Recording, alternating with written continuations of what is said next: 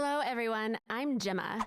I'm 14. If you're my age or younger, you'll probably think that what I'm about to tell you is unbelievable.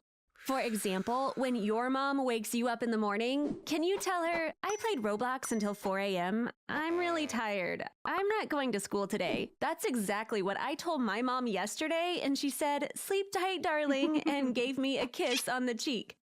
I'll give you another example. If you told your father when you were 12 years old, I want to get a tattoo. Do you know any good tattoo artists?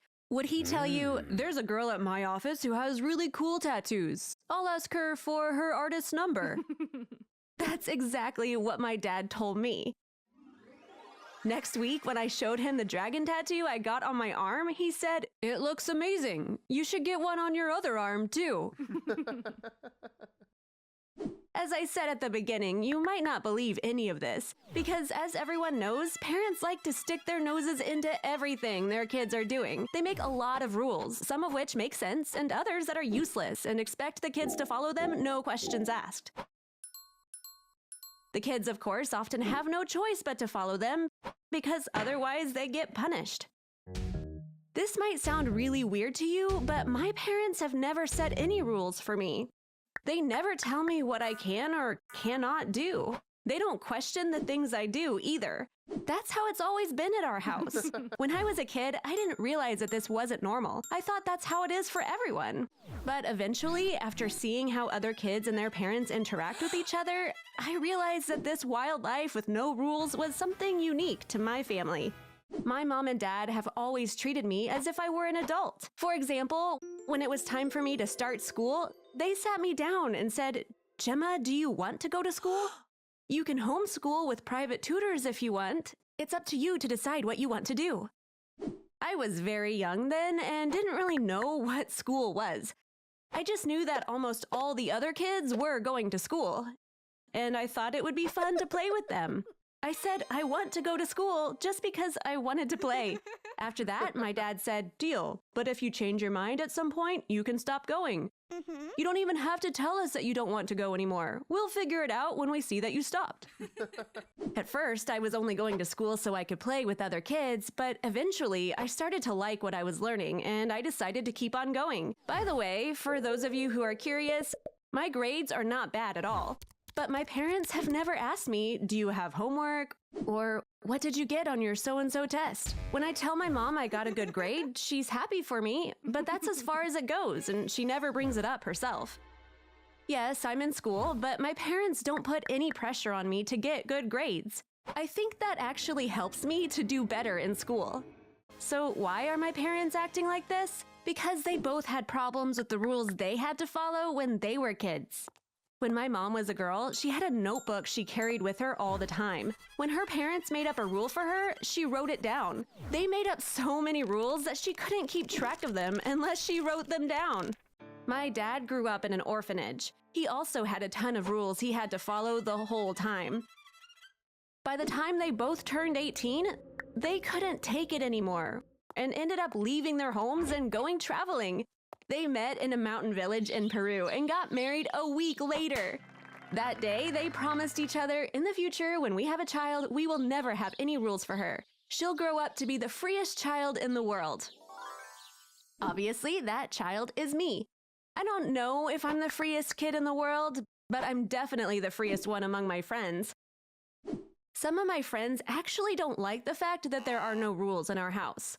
They say, this is too much. Sure, nobody likes to have too many rules, but we're still just kids. Our parents need to have at least some rules for us.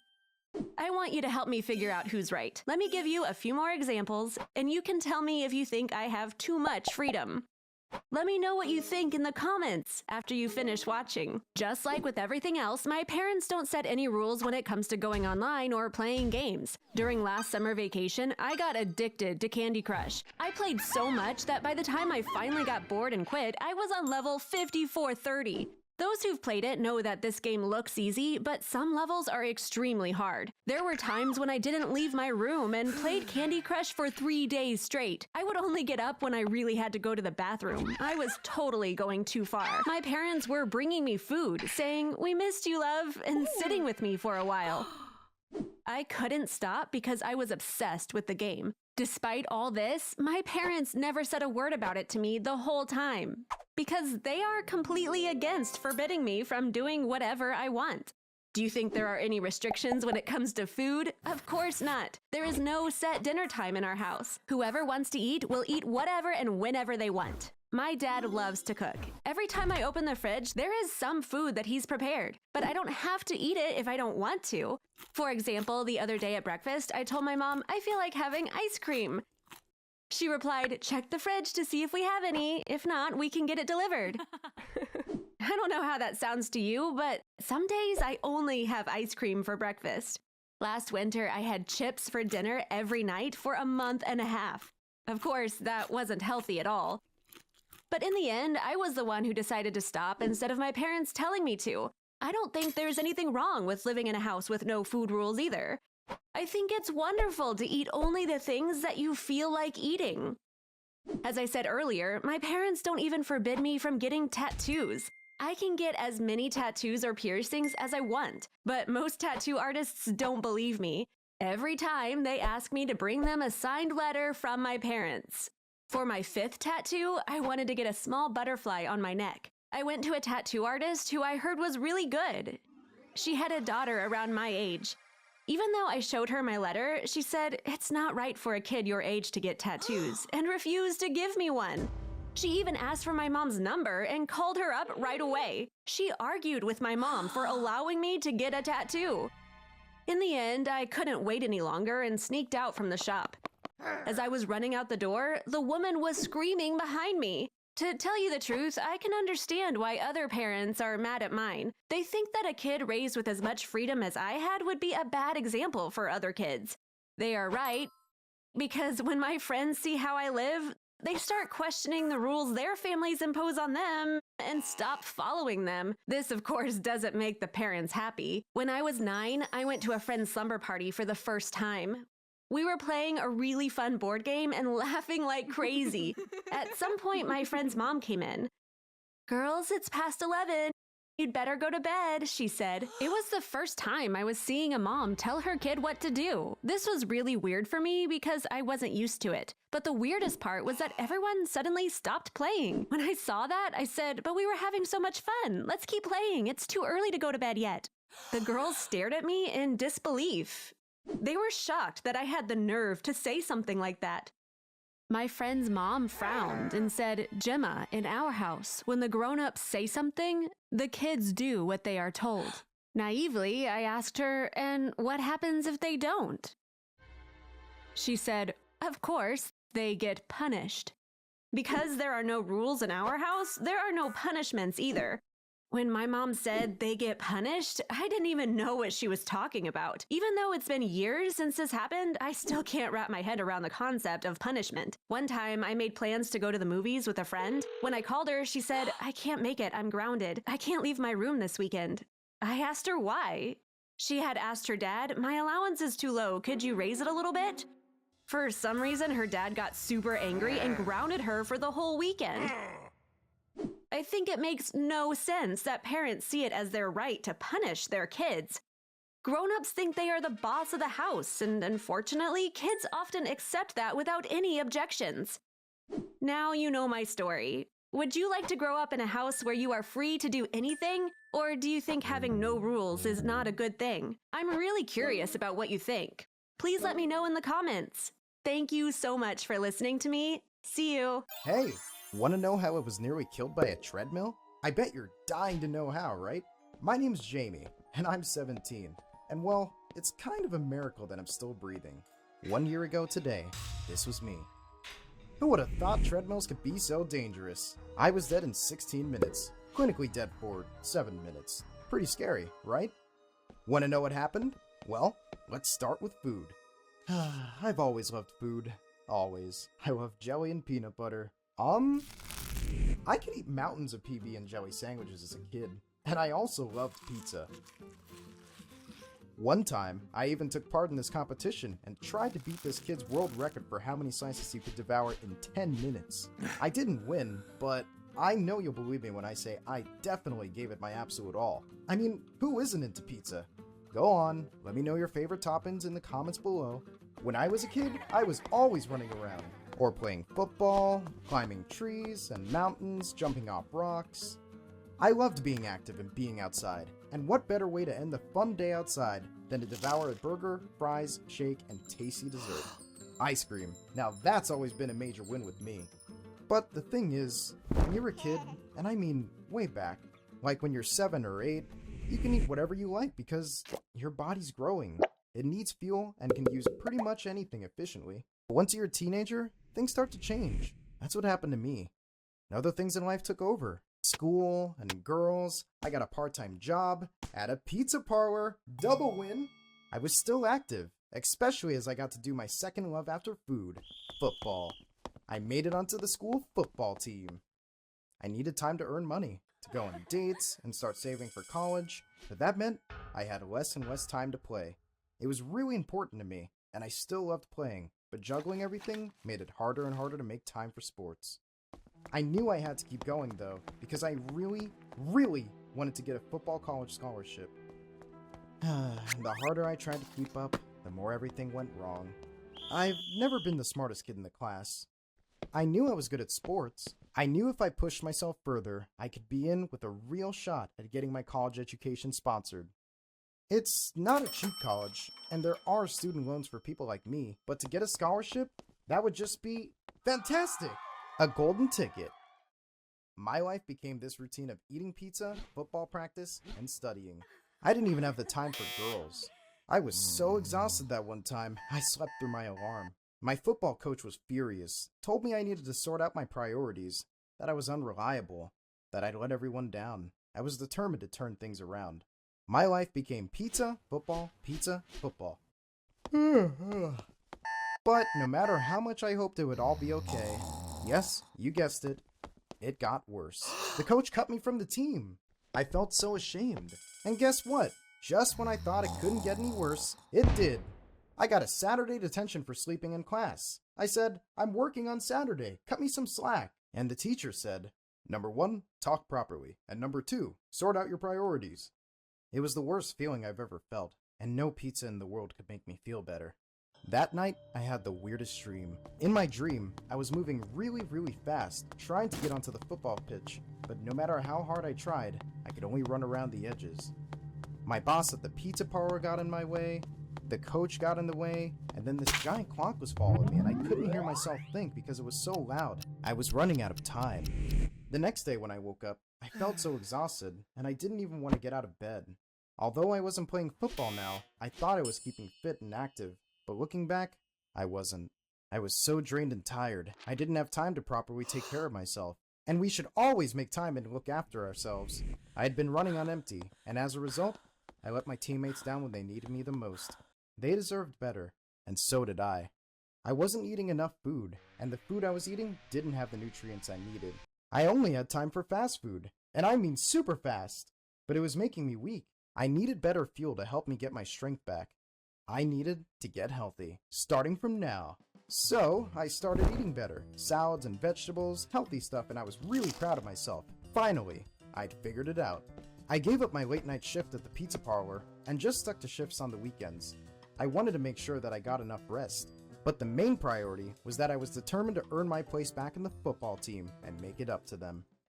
I got to bed early so that I could wake up refreshed and stay on time and on track. I knew what I had to do to go 100% in, and it was time to join the gym. I marched proudly into that gym, feeling like a new man, finally in control of my life, and headed straight over to the treadmill. It was one of those state-of-the-art trendy ones. You know, where you can climb mountains, change up the resistance, run downhill, run up a hill, run fast, jog slow. Who needs a great outdoors, right? And what's more, I absolutely loved it. For 16 minutes, I was in the Swiss Alps. Then, out of nowhere, a sharp pain pierced my chest and up into my shoulder blade. I had no time to stop the treadmill. Then again, the pain blasted my left side, and I fell to my knees. My head hit the handrail. And I was thrown off the back of the moving machine, and everything went black. I don't remember much after that. The doctor said that was when I lost consciousness, and shortly after my heart stopped. Complete cardiac arrest. Lucky for me, a trainer saw everything and was at my side in seconds. He gave me CPR and called the ambulance. They managed to jumpstart my heart with a defibrillator, little electrical sparks that keep my heart firing just like it should. They don't know why my heart stopped suddenly, but they did know how to fix it. Regular exercise, healthy diet to keep those arteries clear, and oxygen circulating just like it was meant to. Of course, I still have my treats. Pizza, milkshakes, ice cream, but I make sure my body gets everything else it needs too, because it's the only one I've got. And if I don't do it, who else will? So if you see me out there in the world eating a plate of broccoli, don't judge, it's for my heart. I also have some magical help from a little device called an ICD they place near my heart. That stands for an implantable cardioverter defibrillator, which, lucky for me, at the first sign of trouble sends an energy shock to my heart and resets my heartbeat. How amazing is that? Pretty cool, huh? I don't really remember what it was like when I was technically dead, but I do remember what it felt like when I realized I was alive. How do you think I felt? Yep, absolutely fantastic. And the best news is, now I get to celebrate 2 birthdays every year. Ice cream all around. Don't forget to wish me a happy birthday. And if you want a part 2, and to know if I ever ended up joining the football team again, then let me know in the comments. Hello, my name is Marie. I am 13 years old. That's already typical for me. 12 is still quite childish. 14, on the other hand, is already clearly adolescent. 13 is actually nothing. I am not blonde. I am not brunette. I'm not particularly smart or funny. Nothing about me is special. I am a boring gray mouse. Everyone in my family has something that stands out. My father is a jock and runs marathon after marathon. My mother is a very popular doctor who is constantly approached by patients. Even my little brother, with his cheeky charm and quick wit, stands out immediately. Only I am just boring and mediocre. I only noticed this when my best friend Leah went to Canada as an exchange student. Leah lives just 2 houses away from me. We've been friends ever since I can remember, going to school together every day and sitting next to each other there from the first day of school. My crisis started when Leah went to Canada without me. I really wanted to go, but my parents just wouldn't allow it. I have no idea if Leah is special to others. To me, she definitely is. She is the kindest person I know. Together with her, I never felt so bad, so insignificant. Suddenly, the seat next to me on the bus and at school was empty, and I was just gray. Even when I looked in the mirror, I did not know what to do with myself. The movies I usually watched with Leah didn't interest me on my own. When I went to the movies or ice skating with the others, I felt superfluous. Often I thought they wouldn't miss me if I wasn't there. Or maybe they wouldn't even notice. The longer I thought about it, the more convinced I became that I was just a nobody in my class. Everyone else has something special. Alex, for example, he's so funny, always making everyone laugh. He can really think of a joke in any situation, even when he's gotten a bad grade. He's always in a good mood. Or Clara, who seems as fragile and delicate as an elf. Of course, she dances ballet and moves as if she were floating. The boys blush just looking at her. Everyone notices immediately when she doesn't come to school one day, and they all scramble to send her the homework. Very different from what happened to me last week. I was sick and no one thought to send me the homework. So I called Sophie, who sits 2 rows ahead of me, about the homework. Surprised, she asked me, "Weren't you there today?" She just hadn't noticed, and most of the others probably hadn't either. I wondered if I could be as cool as Ben. A cool outfit and speaking a maximum of 3 words at a time, I should be able to do that, I thought. Most of the time he says things like, "Is that so? Not mine," or "running." In the end, though, I realized that I wouldn't dare enter the classroom dressed so conspicuously. I thought that if I studied day and night, maybe I could become as smart as Eric. He just knows everything. When the whole class groans in chemistry, he really warms up. In statistics, he's the only one who volunteers. And he probably knows all the rivers, cities, and mountains in the world. After 2 weeks of cramming, I had rings under my eyes. I realized that I would never manage to become as smart as Eric. Next, I asked myself, what would I have to do to become a girl as extraordinary as Alessia? Her big dark eyes look so mysterious. On top of that, she just has style. It seems innate to her. She never has lint on her shirt or a torn fingernail. Not even after art class does she have paint on her hands. I quickly had to admit to myself, whatever I do, I'll never be able to be like that. Just before vacation, my aunt came to watch me and my little brother. My parents were going to a medical conference that weekend. My aunt said that gradually I could make something of myself. Since I didn't protest energetically, she started with a makeover, as she called it. She parted my hair straight, blow-dried my hair, and put makeup on me. When she was done, she said, "Now you may look in the mirror." I was horrified and hardly recognized myself. There was no way I would have gone to school looking like that. I looked like my own teacher. Then I went on vacation to a summer camp for the first time without my best friend Leah. Since no one knew me there, I had made a plan. I wanted to stand out there and not get lost. To do this, I got myself a pair of sunglasses and a few other things to spice up my outfit. I was determined to be really cool and a bit mysterious, at least at camp. For that, I practiced in front of the mirror at home and memorized a few of Ben's sayings. It was hell. No one thought I was cool or mysterious. I think they just thought I was dumb and stuck up. Ben's sayings like, "Who cares?" or "Works for you," got me weird looks at best, and no one felt like doing anything with me. I was the last one picked for a team at sports, and no one sat down next to me at dinner. It only got better when, after a week, I meekly dropped the sunglasses and the sayings.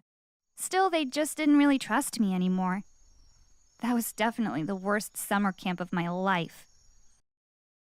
When school started again after the vacations, Max from my parallel class sat next to me on the bus. Probably because the seat next to me was the only free one on the bus. He asked where my girlfriend was, and we talked about our parents, siblings, and friends, and what special guys they all were. After that, we sat on the bus together every day, and I felt a tiny bit less lonely and gray. I wondered if Max had something special. He wasn't as smart as Eric, not as funny as Alex, not as cool as Ben, and not as interesting and mysterious as Alessia. But he was kind of nice. I still spent a lot of time alone, but I wasn't doing quite as badly anymore. When I did something with some of my class, I still thought they were just more interesting than me. But I wasn't as distant from them anymore. After all, they couldn't help it if everything about me was just mediocre. I missed Leah. I couldn't talk to anyone about how I felt. Not even with her when we talked on the phone from time to time. She was simply too far away for that. My mother asked me once again what was wrong with me. I couldn't and wouldn't tell her anything about my thoughts. She thought I missed Leah, and that was true. I let her believe that was the only reason for my bad mood.